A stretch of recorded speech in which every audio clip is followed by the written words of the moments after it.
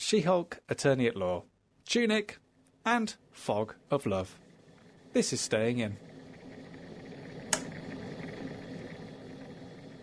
So, Pete, you've got an Alexa, haven't you? I have, yes. Have you found it? How long have you had that for? I've had it since it was first available. I was one of the I early got one of adopter. those things. Yeah, I was part of the early adoption program. So basically, what they and Hang on, you know, there was a program. yeah. So basically, now I will say this: it did feel a little bit like it might be a scam, like Amazon turning around and saying, "We're letting you buy from us early." But it was basically, when it came to the UK, there was like an early part of it, I think, where it was kind of like an invite-only basis to begin with, because they thought it was going to be absolutely massive. So I got like one of the first ones. And how have I found it? The problem with it, it's a good device. It's a really good device. The problem with it is I live with Alex, and it's always listening for the on word. So you can't call it an Alexa, because it'll just turn on all the time. Because I'll say, "Hey, Alex, can I?" And then Alexa will go, "Oh, I can do that for you." And it feels a little bit, there might be some sort of competition between the two of them. Alex took it personally, right? Yeah. So can't do that. I'm a really huge fan of Star Trek, and so the problem with that is that every single time we're on the bridge, they go computer. So you can't call it computer, which is one of the 3 other active words that you could call it. Because, for example, we were watching Next Generation, and Picard said something like, "Computer, calculate the time distortion mass, blah, blah, blah, blah, blah." And then you can see the device in the corner go, "Working." Just steam coming out of it. Yeah. And it was just like, I'm afraid I don't know the answer to that one. And it was like, well, fair enough. That is the nerdiest thing. I know, right? Oh, what activated your Alexa? Patrick Stewart? I don't know who is Next Gen. So, am I right? Yeah, you're right. Well done. And so, and that's cool. So the only other active word that they have is Amazon. And fortunately, because I am a scab, I buy everything through that. So if we're like, "Oh, we should do an Amazon order," Yeah. it's always getting the information. It's always hearing like, I'll say, "Oh, we should buy that off of Amazon," and then the little Alexa thing will say, "Do you want me to add it to your order?" And then I'm like, "Oh, I don't like living in the future." Have you just got one then, Chris? No, the reason I mention it is that I went away for the weekend. I was staying in a B&B, and we were in the deluxe room, which comes with these mod cons. Yeah. And it was just a typical kind of Airbnb room, very nice, lovely view, sea view, up near Whitby. Your typical Airbnb. You typically. Well, not Airbnb, sorry, a B&B. So, and the owner of the B&B said, "Oh, if you ever want to kind of increase your heating, just ask Alexa to do it." Everyone has an Alexa in their rooms. How does that? That doesn't work. Can I just say, because I have 4 of them, and I can do that with my heating. 4? Yeah, no, Okay. but Dan, you live in a house which is just occupied by you and your family. Chris is staying at a bed and breakfast, which I'm sure is occupied by many different people. So I'll tell you, 6 rooms, Sam. And one night we had a shower before bed, and it was quite cold. And the next day I went down to breakfast, and we overheard the owner talking to a table, and the woman there I don't know how this Alexa thing works. I asked it to do the heating, this kind of thing, and he says, "Well, we looked at your history, and you just turned the hot water off, but you turned the hot water off for everyone in the building." Oh my god! So ironing out some kinks. It's a nice idea. But it's bizarre because we were just joking around with it. So throughout the weekend I was saying, "Oh, Amazon, tell me about the smuggling history in Whitby, in Robin Hood's Bay, or tell us a joke." but the owner's reading all the history of this stuff. Why? Isn't that an invasion of privacy? Did you not sign a waiver before? So there's another really interesting aspect of this, which is really dark but also really funny.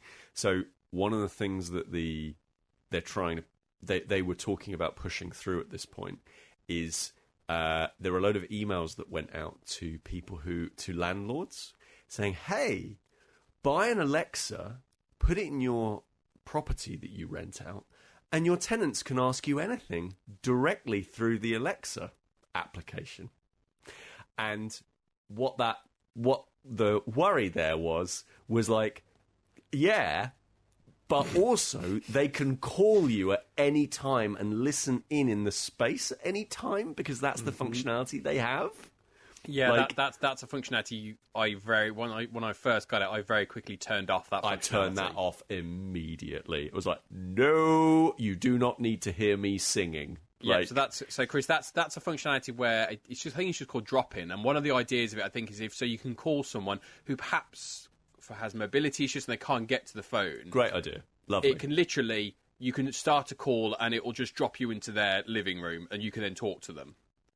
But obviously, there's no kind of access point, so you have to turn it off. Can I just check though? So is Alexa like always recording, always listening? No. So always listening. Yeah. So Dan's right. It's always listening, not always recording, and it's listening for very specific things. So it's the reason. So the reason that there's only a small number of wake words is because it's waiting for you to say alert. And when it hears that, it turns on and goes, do they finish the sentence? Do they finish the xa bit? At which point I will now start recording. So Okay. that's how that stuff works. They're not always... So they're always listening, but they're not always recording and sending that information back. So that's Right. how that stuff works. It's a really weird concept to get your head around. Like, yes, this massive big data company is always listening in my house. Like... Very strange.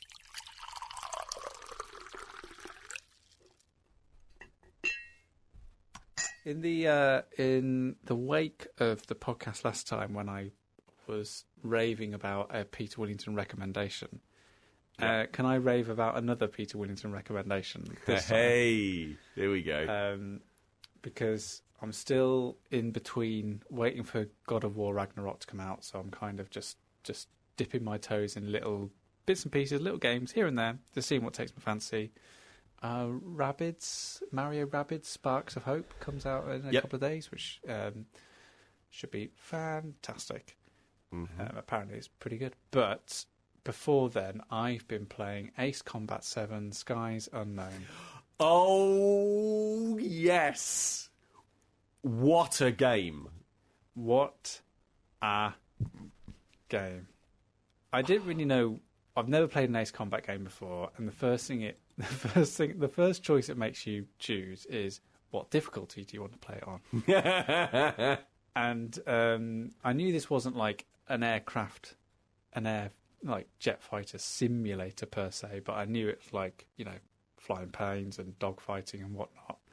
So I went onto Reddit to try and find out what would be the best difficulty to play it on, because it says easy if it's your first ever Ace Combat experience, and normal if you want it a bit if you played an Ace Combat game before. So I was like, what do I go on? And it was whilst on Reddit that I stumbled across this review, which I think is equally the best and worst review of Ace Combat 7 I think exists. If you're curious at all at what being a jet pilot is like, you won't find any other game close to Ace Combat.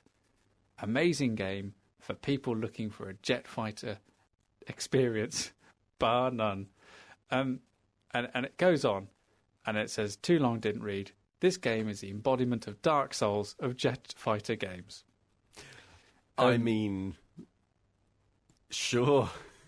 I mean, if I say one thing about Ace Combat 7 is, if this is what jet fighting is really like, then like movies. Sign me up. Sign me up, because this looks exciting, thrilling. I can do it minimal training. Going into war zones with little to no knowledge of what you should really be doing. Yeah, absolutely. Yeah, I can see the Dark Souls comparison, actually. because you kind of have to go in and die a bunch of times and then go, oh, they wanted me to do this. I don't know, I'm okay. playing on easy, so it's pretty simple. It is. I mean, I read all these reviews and I got really excited playing it, and it's only when I started playing it that I realised it's not a jet fighter simulator or a fighter jet simulator. It's not a dog fighter simulator. It's a Tom Cruise simulator. Yeah, like, it is, never yeah. before in my life have I ever felt like I'm bloody Tom Cruise on my It's settee. badass. Like, it's You feel so cool. And the soundtrack is probably one of my favourite video game soundtracks of all time. Like, it is The audio superb. design. And the audio design is just Yeah. incredible. When you go up above the cloud or go through the clouds and the audio just takes over, it's like, Yeah. it's so good. Can you play it multiplayer? Yes. Chris. Oh, Chris. So, okay. Amazing. When the game came out was just when all the Battle Royale games were coming out. And so, because it's Namco, and they're just like, we can do that as well. Someone clearly, some very, very evil producer or something along those lines said, right, turn Ace Combat, a game ostensibly in the air with no cover, no nothing like that, turn it into a Battle Royale game in multiplayer, right? So there's a mode in it in which there are 20 aircraft and you need to be the last aircraft flying, right? But of course, That is basically Top Gun. yeah, but there's no cover. They're over there. You just fly there. You shoot them. And so, you know, they were really hyping it up as like the first ever air combat like battle royale game. I was like, no.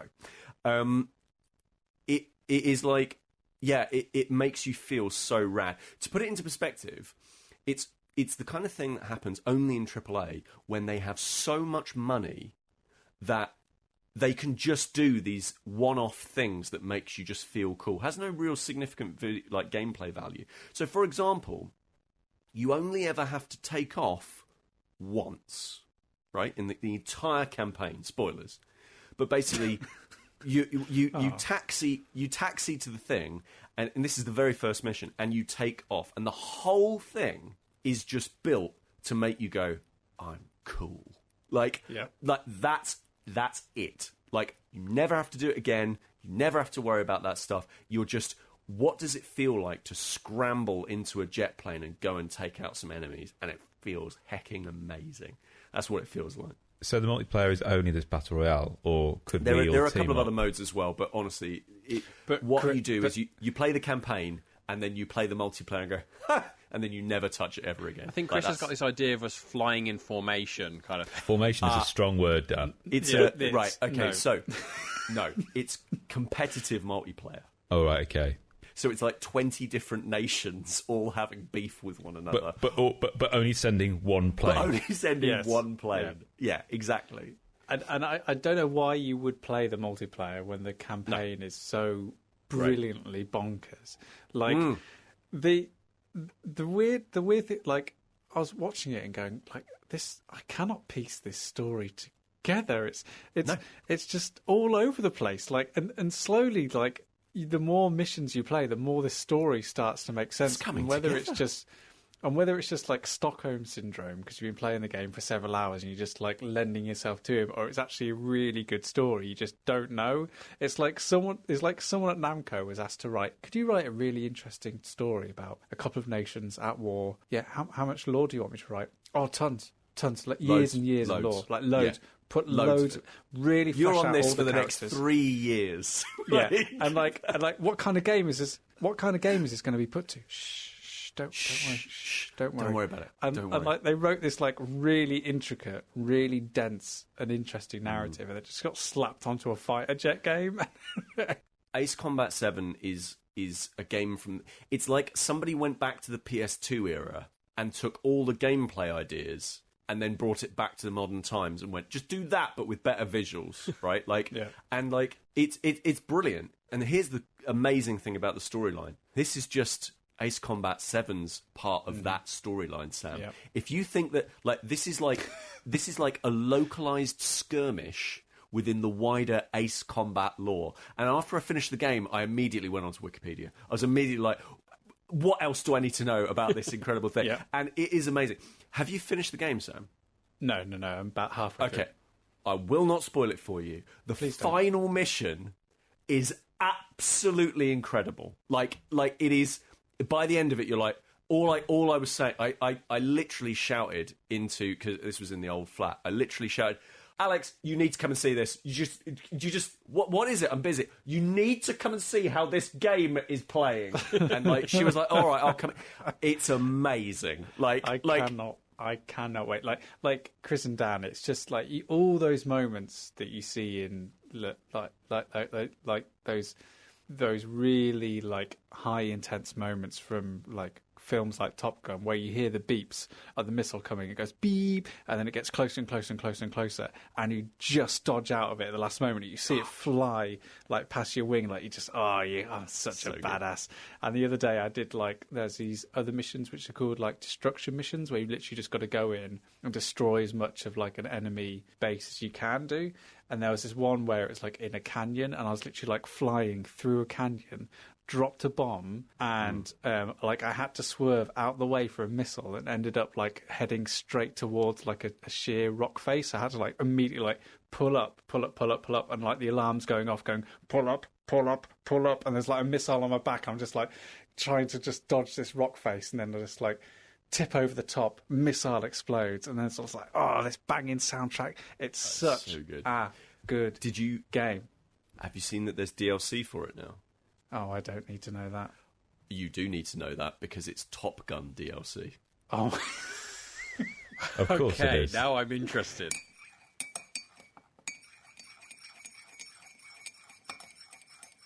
Okay, because you know how in this podcast we are prone to at times maybe jumping the gun in terms of the games we've played, the films we've seen, the TV shows, perhaps saying quite early on that it's the best thing I've ever seen or played or done. I'm going to throw my hat into that ring and say I've been playing my game of the year. Yes, which is a game that I'm very surprised that it's my game of the year. And that is, I've been playing Tunic. So Tunic is a game by Andrew Scholdice, published by Finji, and it's kind of like a Legend of Zelda meets Demon Souls, or Dark Souls meets Animal Crossing. It's not the kind of game that I ever usually go for. It came out, I think, in March on PC and Xbox, and has just recently come out in September on PlayStation. So I saw, Switch. I think I may have even seen like a listener talking about it, like on Twitter or something.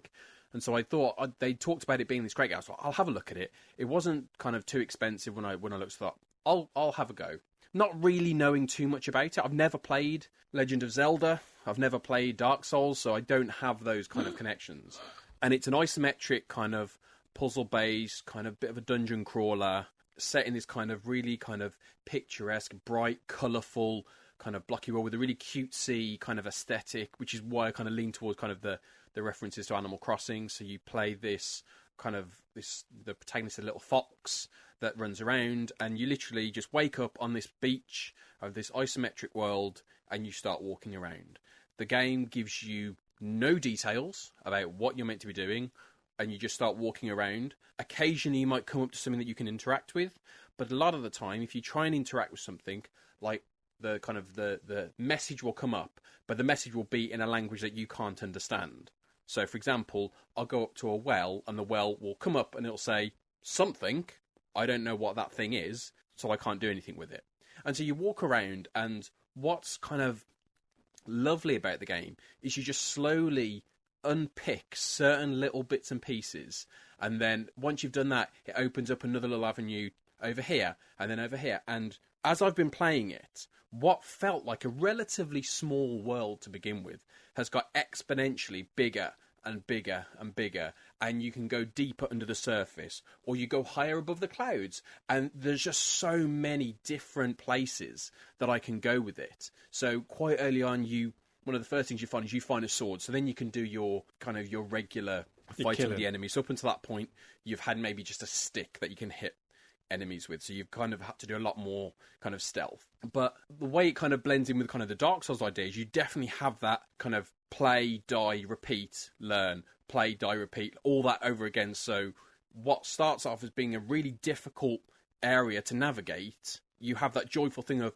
after a period of time, you can come in and you are running, darting to each individual place, killing different enemies in time because you know exactly where they're going to be. And it feels really kind of nice and kind of really, really nicely played around a level that's really delicately placed. It's a lovely game, all about just exploration. It's labyrinthine in its design. There is, like, because of the isometric viewpoint, you're getting lots of little hidden areas because the perspective hides around corners or hides behind a waterfall, and so you can always search around every little thing. And there are so many little passageways that you can only find by walking into that hidden space to see if there's anything there. And the way it does all that, and it gives you those things, makes it so lovely to just wander and explore. And just, there are so many times when I didn't know what I had to do next. So I just spent half an hour walking around, and suddenly, oh, I can go here now that I couldn't go before. Or I've stumbled across something, or I found a new hidden passage. Or if I really couldn't figure out what to do, I would just kind of say, you know what, I'm done for tonight. And then the next day, within maybe 10 minutes of playing, I found something new, and I found a whole new area, and then 3 hours later, I'm still playing.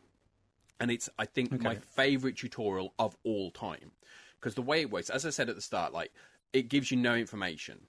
But what it does is slowly, as the game progresses, you find items which are pages. And these are pages from the manual. And so at any point you can press with PlayStation, you'd press a button and it would open up what you've found of the manual. So there's various pages, and you're not finding them in sequence. You're finding random pages which are beautifully illustrated. They have a combination of some words you can understand, other words you can't, and you're just given fragments of pieces of information. So you're given half of a map because you haven't found the other page yet. And so when you say some words you understand, some words you don't. Some of the words are literally English.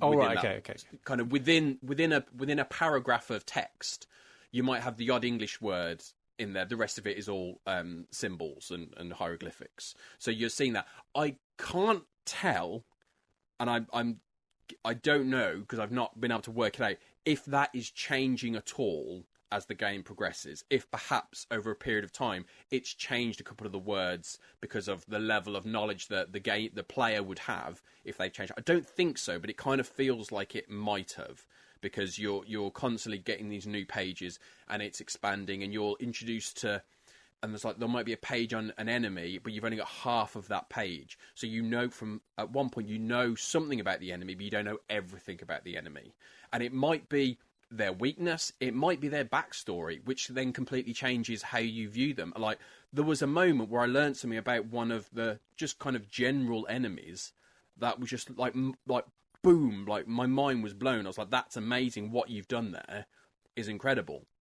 And so you have these maps, and you get like a page which is, this is a little map of the frog domain. I have no idea what that is, but I know at some point in the game there is going to be a frog domain. And it's such an amazing way. I get so excited when I see that there's a page that I can try and find, because I'm really excited to see what's it going to add to that entire experience then, because I can then look at that and it might change the way I'm working. So there is like a turret that might come up, and then to begin with it's kind of like an impossible enemy that I can't get past. But then later on I discover a page which tells me how I can just get past it, and then suddenly, there you go, it's easy. Now that I know, it's not told me that. Unless I'm sitting there trying every single button combination and every single tactic, eventually I would stumble across it. But up until that point, it's just been a part of the map I can't get past. Now suddenly I have this tactic that it's organically revealed to me. What do you think it's doing that stops you as a player getting frustrated with that as a mechanic? Because it could quite easily be like, well, you don't know how to get past this, but we're just not going to tell you until you find what. That could very easily be very grating, be quite annoying, and be quite frustrating. But it sounds like, oh, it's just part of the design. I'll just go with it. Like, what do you think it's doing that's stopping that becoming a frustrating part of the game design? Well, that exact thing has always put me off kind of the Dark Souls game. That idea of, we want this to be hard for you. that's part of the game. You have to struggle with it.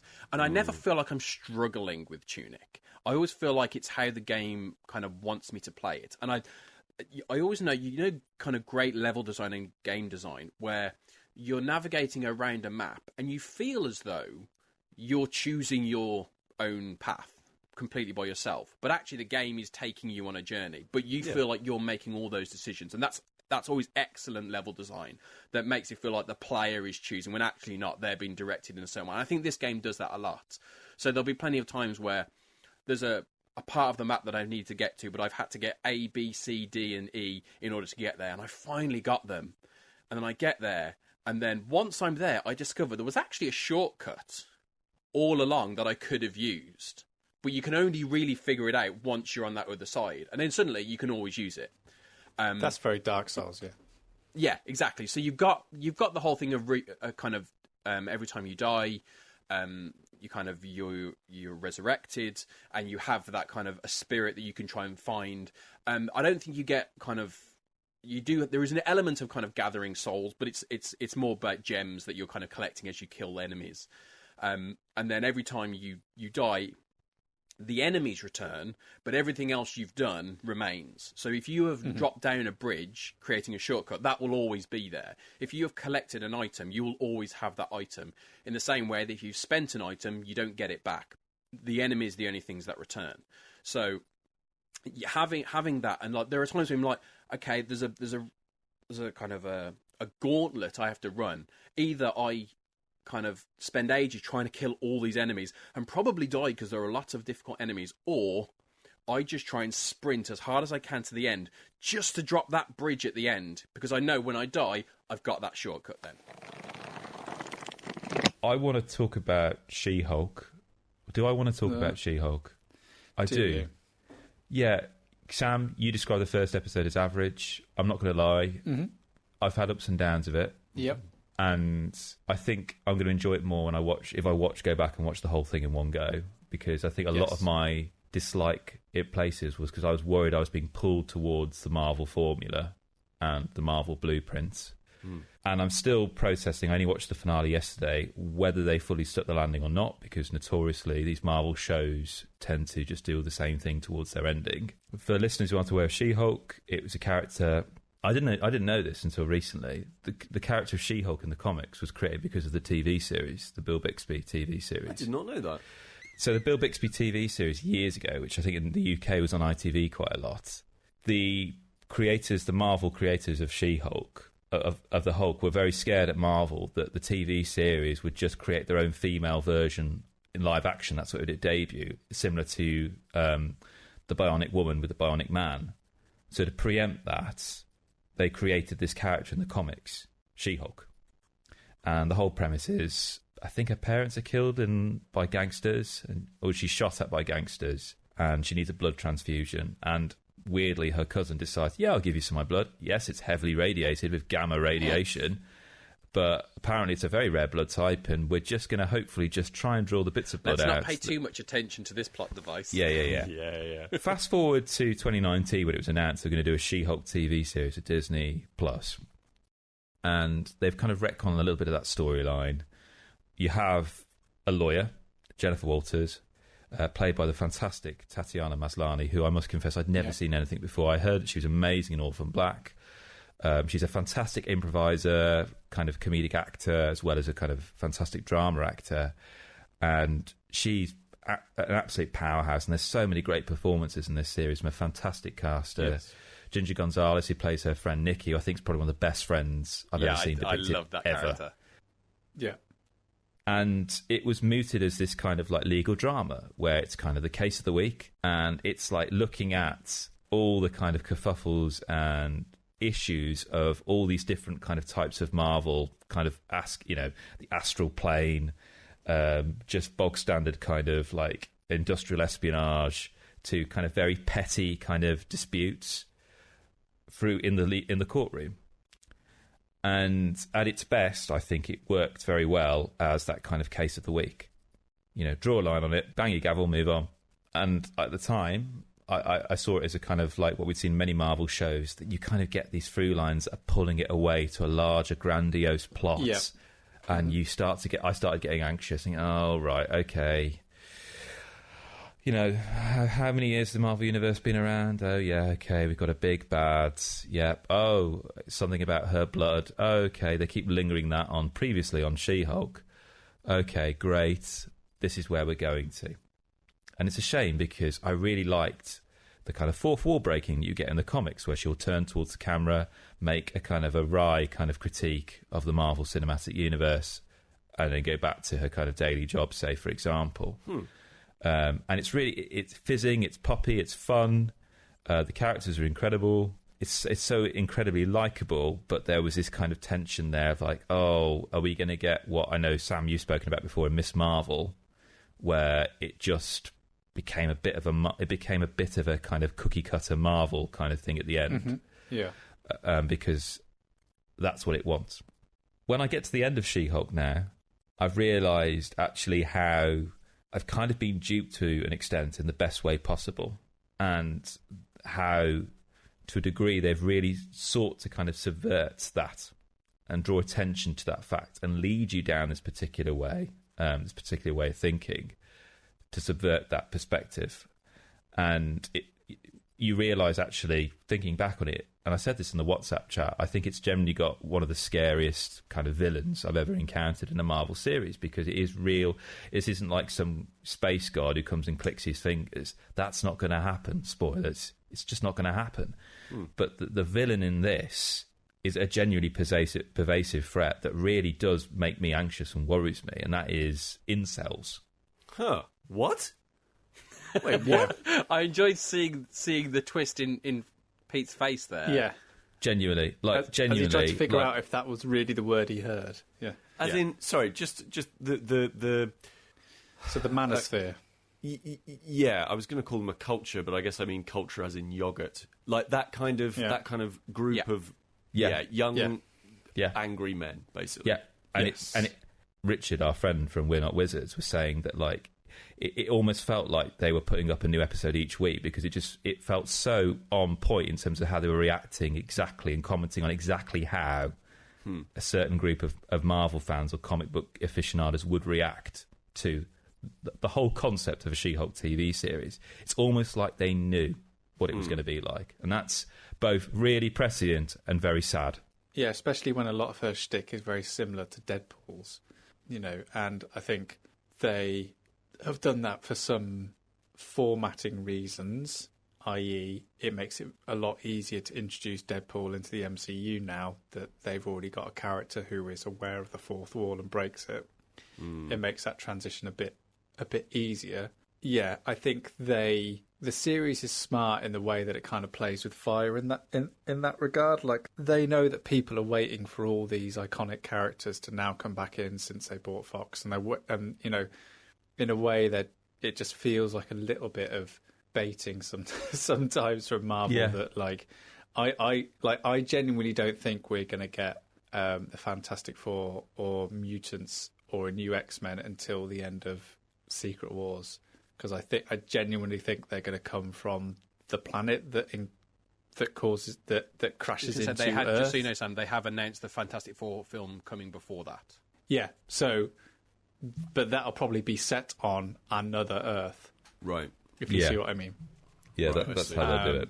Because it's the universe, the MCU has been going on now for so long that it's starting to become untenable to constantly say, yeah, but where have you been for the last 20 years? Like, it's a lot easier to say, we were on another planet in a universe. Fair enough, fine. We don't have to have that discussion of where have you been for the last 20 years and why haven't you helped out in all of these XYZ of things. So, anyway, back to She-Hulk. Yeah, I think I'm just a little bit torn about the series in general, because I think it's, as a TV series, I think it's doing some really, really interesting things. Like, as a sitcom, I think it does some really good stuff. The characters are great. Some of the writing's really sharp. Some of the way it subverts sitcom tropes is really interesting. But then it's just got this Marvel-ness to it, which is, I don't know, just... Yeah, it's a bit grating. It doesn't thrill me as much anymore. I'm really interested in how Jen wrestles between not wanting to be a superhero, wanting to be a lawyer. That they spent years of training how to do this, and now out of chance they've become this superpower thing, and they just want to actually become a lawyer. Because that's my favourite bit about the series as well, because there are some times in She-Hulk where it's very, very upfront about its feminism and about the female experience. But there's things like that which are so subtle and interesting that's what I really cottoned onto. Like when Jennifer Walters first gets gammered, like Bruce, like, oh, you've got to go through this montage, and you've got to really wrestle with it, and she's just like, huh, no, yeah, I'm fine, yeah, I'm dealing with it, I'm back off to work now. He's like, no, you've got to spend months dealing with this and learning about this and really like learning how to control your strength. And it's very like a manly, masculine way of dealing with the issue, whereas Jen's just like, no, I've got to go back to work, I've got to live. And it's just like her approach to it, where it's just like, yeah, I know I'm a superhero now, but I fought and fought and fought to become a lawyer under whatever circumstances she would have had to deal with as a woman in that system. And just because she's a superhero doesn't mean that she's going to give up on that vocation that she went, spent years and years and years and hundreds of thousands of pounds to then go to fund. And she's just like, do the Avengers have a pension? Do they have healthcare? And it's just like, what does Ant-Man do for a job? What does Hulk do for a job? What does Falcon do for a job? Like, all these male superheroes, just like, well, I'm a superhero and that's my identity now. And, like, who cares about a job? Like, I'll go superhero. Whereas the theme and the example, and I realise, I'm saying this as a man, so it might not be completely correct, but this is my reading of it from She-Hulk, that what it's actually putting forward about the female experience, that part of it really hit hard about... There was this life-changing experience to her, but for her and her lived experience, she just gets on with it, just gets on with doing it and living her life and trying to still feel like she has a part in it, which is probably my favourite thing about it. Recommendation time from me. Oh God, Pete wasn't going to let himself lose 8. Well, I guess it's a kind of second stage recommendations. I've already recommended the core version of this to you. Yeah, Ace Combat 8. Well, catch it. We've talked a little bit about Blood Bowl before, Sam. Yes. And I don't know if we've ever talked about it on the podcast. Probably. Yes, we have. Oh, we have. Do you know what episode we talked about? I think it was 84, Pete. 84. Excellent. Good work, Chris. That was ages ago. It was ages ago, wasn't it? We talked about Blood Bowl. That was the episode where I went to Element Games and you convinced me to get a copy of Blood Bowl. Gently encouraged me with physical violence.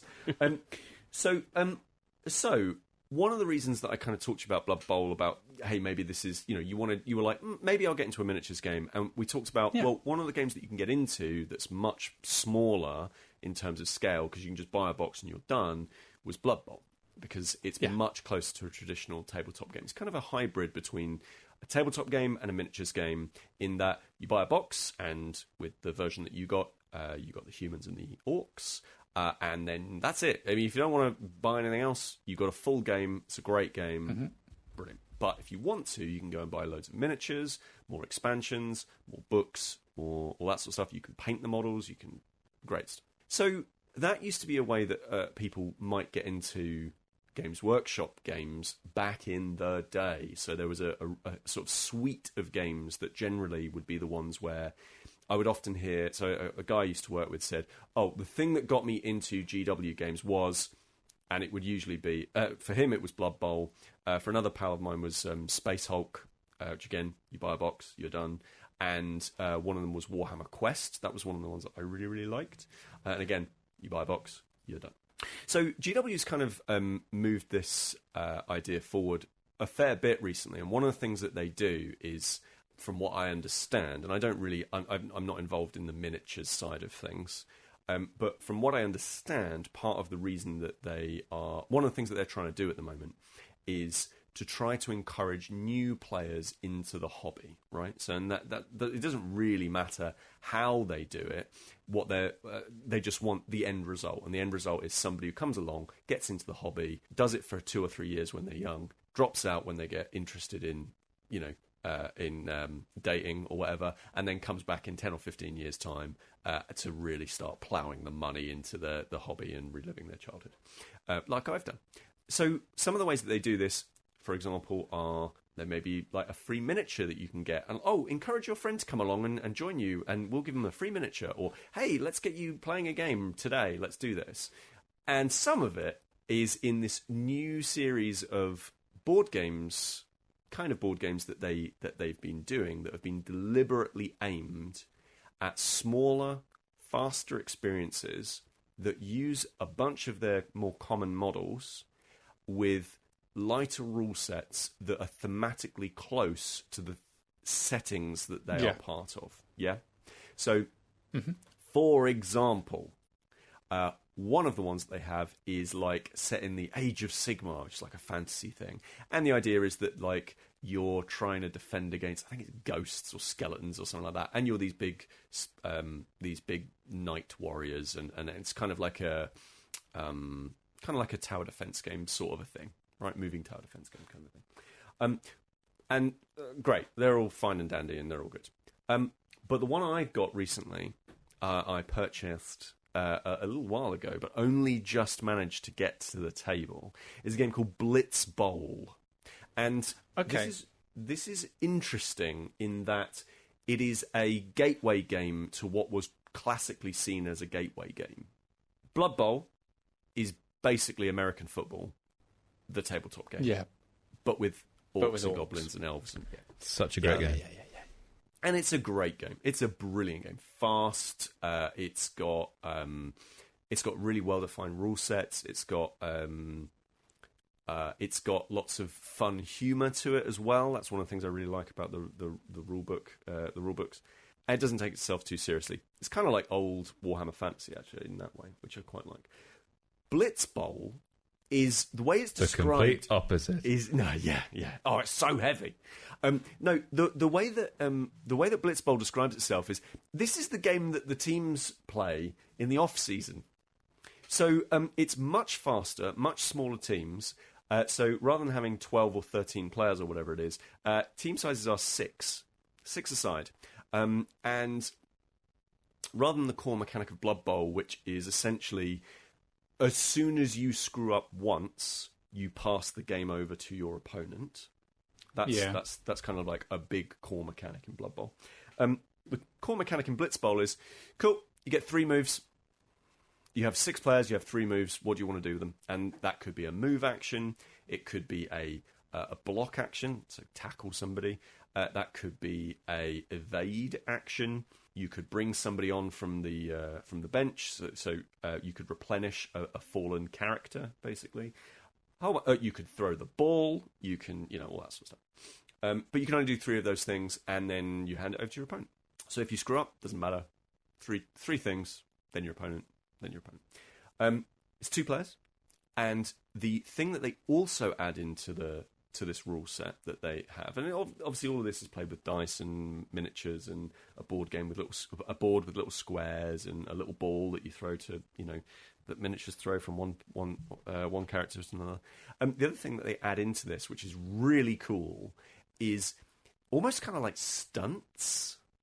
So you have a deck of cards that, like something like 8-Minute Empire, or pause for effect.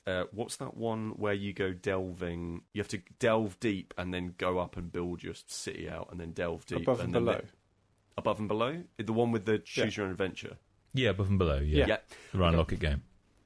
Yeah, that's it. Yeah, right. Yeah, okay. And also like Above and Below, whereby you've got sets of items that stick around for a while, and then you can purchase them at certain values or get access to them at certain times, that kind of thing. So kind of like 8-Minute Empire, kind of like that sort of thing. With this one, you're essentially doing things like showboating to the crowd.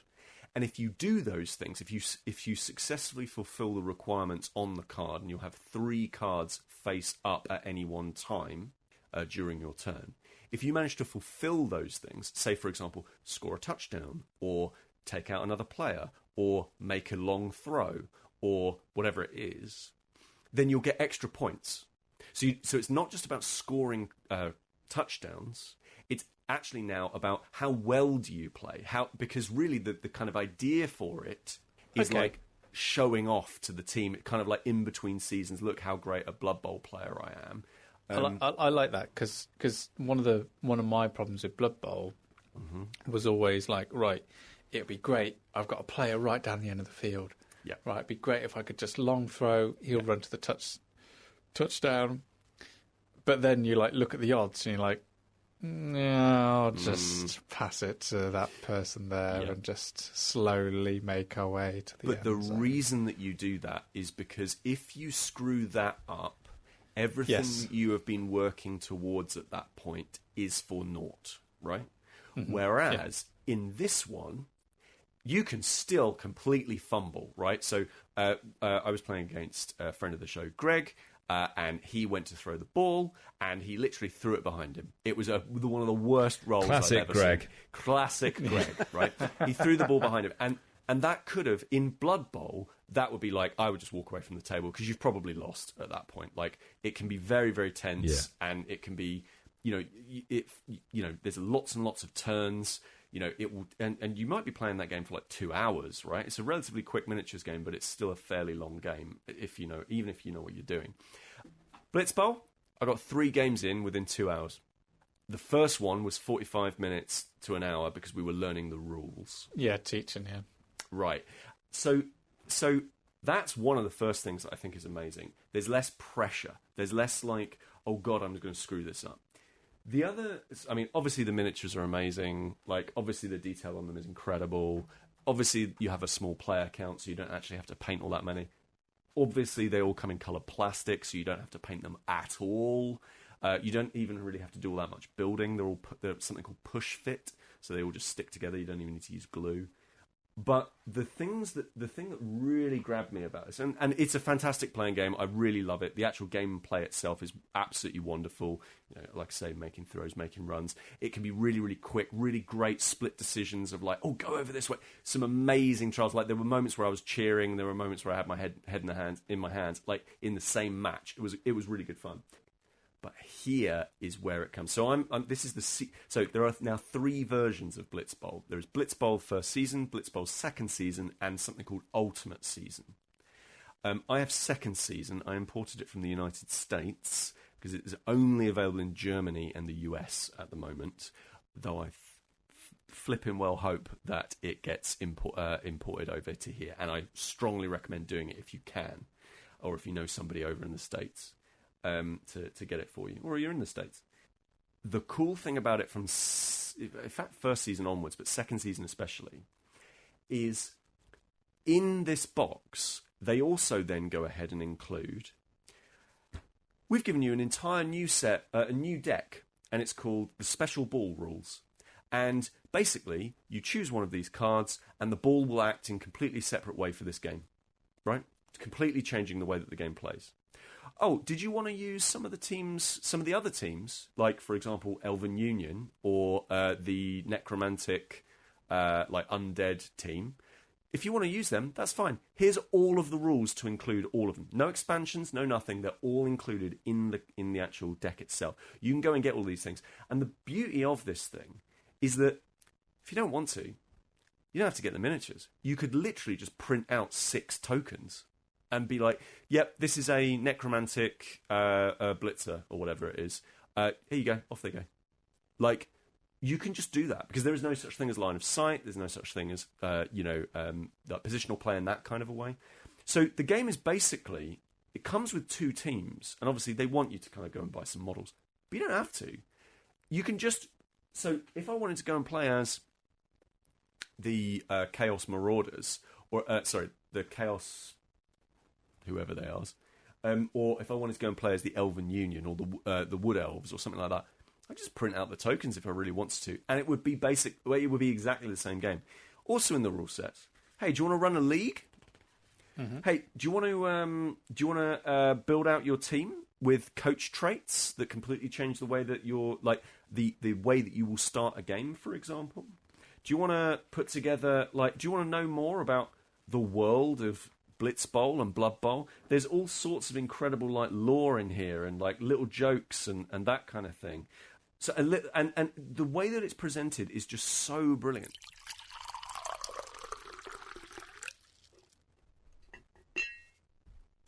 But we had a romantic evening together, Sam. Oh, We did have a romantic evening together. I put on the soundtrack from Notting Hill. We settled into a game of romantic desire because we played Fog of Love. Now, I heard about Fog of Love years ago, and all the reviewers I encountered said, whatever you do, don't play this with your partner. And I was like, why? Yeah. Yeah. What happened was probably one of the most enjoyable gaming experiences I've had in ages. I did not stop laughing. I've not stopped thinking about our relationship, Sam. Me neither. Now, was the humour coming from the fact that you aren't a couple? What are you talking about? I mean, there are a couple of summing. Spoilers for the audience. No, the humour completely comes 100% from the game itself. Okay, so it isn't attached because of the circumstances in which you played on it. The game itself comes with a strapline. It's Fog of Love, romantic comedy as a board game. So it's very much set up to provide situations to create humour. Hence why I put on the Notting Hill soundtrack. It's a bit of a difficult game to describe, but yeah, it's a very easy one as well because that kind of strapline does it all. Basically, it is a romantic comedy simulator. But how the game works is it's strictly 2-player. You start the game by picking a colour. It's either it comes across as very heteronormative when you start playing it, but really it's not because you've got colours like pink and blue. But then you can pick your gender, but it doesn't actually refer to gender. It just pick one of two sort of types of person, and then you go around. You start the process of creating them. And you create them by basically taking these cards that are called traits. And these traits basically form a core part of the gaming experience, which I'll come on to later. And these traits are things like the fact that you're a warrior, or you're charismatic, or you're cocky, or you're confident, or you've got self-confidence issues, like those kind of personality traits. And then the next thing to happen is you'll pick the features of your character. Well, you don't pick your features; you pick the features of of the person that you're playing with. And this is where the game starts to drip in these little elements of comedy and humour, and also this element of a shared experience. Because as you're picking a feature for your other player, you've got to say a little bit about what it was about that feature that attracted you to that player. So in mine, I've played this a couple of times with Chris and also with my wife, who is still my wife after playing with this game, so I can attest to this not ruining relationships as some people seem to believe that it will do. So you pick features and then you say to that person, so for example, for my wife, she was playing a character who wore second-hand clothes and who had piercing blue eyes and those kind of things. And each time you hand over a feature to the other player, you explain something what it was that that attracted you, that particular feature that attracted you to them, and then you pick an occupation. So for me and Chris's game, where we were playing Brandy and Donna, I was Brandy. I was a security guard with a booming voice. and a slow speaker. I spoke slowly with a booming voice. Thank you, Chris, for picking those traits for Brandy. And Donna was a career criminal. And so, and what was great about that is we picked those occupations in secret, so we didn't actually know that was going to be the scenario that we were walking into. So immediately, the game does an incredible job of helping you create these very rich and fully formed characters. And I say rich with a bit of a caveat. They're romantic comedy characters. They are the stereotypes. Like if you think like Hugh Grant, like the very embarrassed, very insular, charmingly British befuddled. Yeah, and then you've got the brash American loudmouth Julia Roberts kind of type coming up against each other, and so even as a very random process when it comes to picking the characters, it does a very good job of starting to create these worlds that you've got to inhabit. If you're interested, in the other game, in one of the other games I played Sydney, who was a policeman, and my wife was Julia, who was a politician, and which is also an interesting combination. And then the game does a strange trick where it balances some very traditional gaming mechanics, but with elements with it that are trying to tell a story. So as I said at the start, you get these trait cards which say something about your personality and define a way in which you're expected to behave as the game goes on. And you essentially win the game, in quotes, if you're able to basically act in scenes.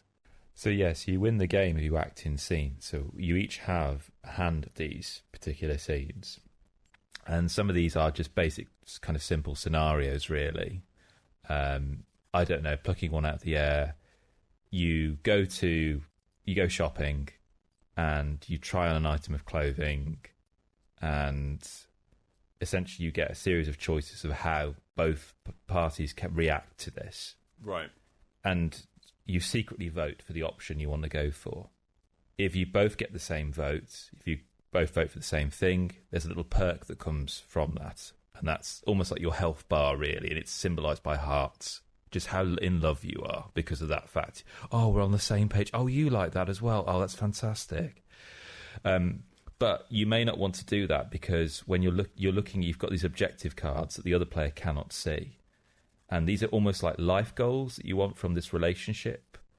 And they are measured by these kinds of different kind of emotional or kind of life kind of skills or attainment that you kind of want to get on the board.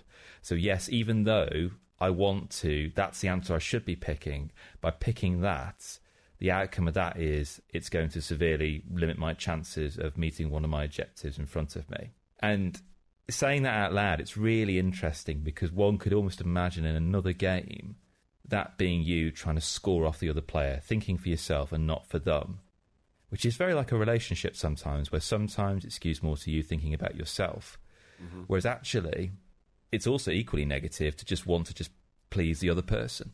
Yeah. And it's so interesting how, to a degree, it does kind of almost the impossible. It gamifies emotions, It almost, like, in a kind of objective manner, it actually finds a very logical and what feels to be a very real kind of response to something that is inherently subjective and qualitative. And those moments where, the scenario is played, Sam and I just look at each other, we can't confer, and then we place our votes. And he's like, oh my, the stakes feel unusually high for me trying something on in a dressing room and wondering what we both make of this decision for what I've chosen to wear. Yeah. And then reveal it. And then it doesn't matter almost about the outcome. I don't know if this was the same for you when you played it with Lisa, Sam, because we played the tutorial, but it was more thinking, oh, great, oh, brilliant, there's a conflict there. Oh, so what does this mean for our relationship? And we talk it out. The kind of the gamey aspect of it, of trying to game the game, seems kind of not how it should be. Whereas actually what it gave us was wonderful kind of narrative fuel to kind of talk about the ebbs and flows of this relationship and what we've learnt from each other. And I could tell at times that Sam was making decisions that were going to impact negatively on him, but would help me. Because he could kind of almost infer and see on the shared board in front of us what almost I was trying to go for. Mm-hmm. And that brings me to there's a thing, isn't there, Sam, secrets as well, which I think is really interesting. Oh, the secrets were so much fun, yeah. Yeah, so when you're committing cards from your hand, sometimes you'll just play a card and slide it under the board. And that means that you've got a secret, something that you're hiding from your other player. And certain things come along that let you reveal secrets. And then there was just this wonderful frisson that again, how it like simulates those things in relationship. Again, like in a romantic comedy, where a character will just give a little look or have their eyes open whilst they're hugging each other. That just gives away that there's something else going on in the relationship that they don't quite know about. And for example, Chris's, it turned out that he was this career criminal, and his secret was that he'd already wanted to open his own bakery. But you forced that secret out of me. It's almost like we'd had an argument, and like I felt that I had to kind of share that with you. Bare my soul. What hurt me the most, and my character, was that you felt like that was something that you couldn't share with me. And it was just like the most lovely and kind and like generous secret to like follow this passion that you've already had, but you just felt like you couldn't share it with me despite the fact that you're a criminal and I know it. Like all Fog of Love just had everything that I would need to create a quick, vibrant world to exist in for half an hour and 45 minutes, and just play with a couple of characters and have fun. And I've not played a game like it in my life.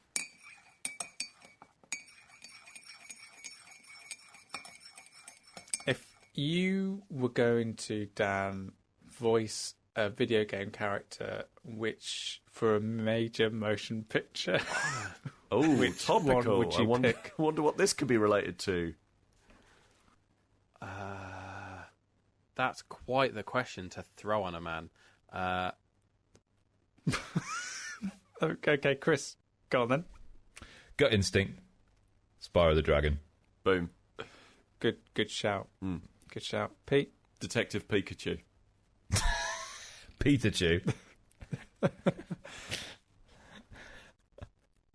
I go Crash Bandicoot. Oh. Fair enough. Don't know if I could pull it off, but how about you, Sam? Where are you sitting in the pantheon of movie adaptations?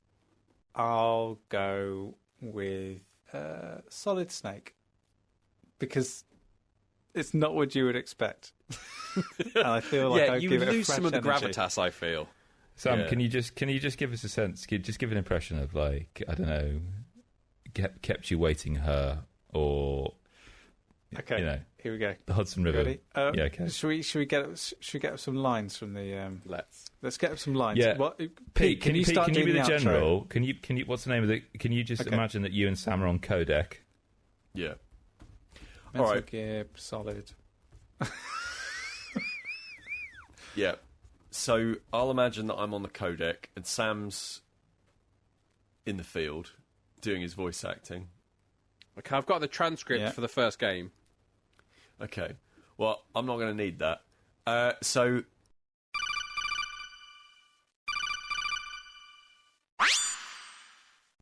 Snake, come in. Hello. Yeah. Right, okay. Well. Okay. This is off to a good start. Snake. I've heard that since this is a sneaking mission, you'll need lots of intel. For example, where can people find us on social media? Maybe they could go to the FOB and see us there, which is, as we all know, our forward operating base is staying in podcast. Yep, that's perfect. Is this working as well as you'd hope, Pete? I mean, it's working to some. It's doing something, isn't it? Weapons and equipment OSP. It's giving Sam a bit of a nervous breakdown. That's great, Snake. Of course, you can procure more items from Twitter, Facebook, and Instagram. Yeah. Make Just... if you need to reach me, make sure that you use the code stayinginpod@gmail.com to send Right on. to send secure communications. Groovy. Yeah, groovy. Yeah, that's one of Snake's famous. This is an absolute disaster. My favourite bit is just the very first thing. Snake, are you there? Hello? Hello. Hello? Yeah. As always, the best thing that you, as we know, Snake, memes replicate themselves all the time. You know what memes are like? It's like when you tell your friend about a podcast that you really like, and then they're also listening to it on their podcast player. But what else can we do to fight the war of misinformation about the quality of the podcast, Snake? Maybe they could leave some reviews, Colonel. Yeah, okay. And just like the number of stars on your epaulets, they could leave us 5.